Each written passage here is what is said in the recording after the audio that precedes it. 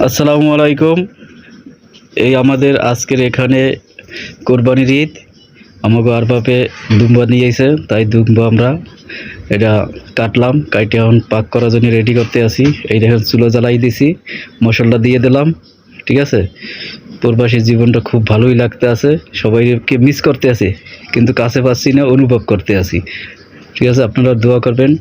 Dubai Dubai আইসি আমরা এই প্রায় 1.5 বছর, অনেক ভালোই লাগতে আছে, কিন্তু আপনারা ইচ্ছে করলে আসতে পারবেন না এখন। কিন্তু এখন দুবাই ভিসা বন্ধ।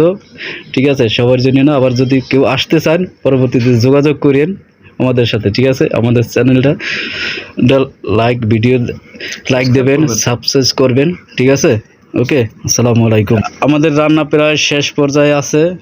ঠিক আছে, বাসমতি চাইলের বিরিয়ানি আর ঝাল মাংস আমরা খাওয়ার জন্য রেডি হইতে আছি।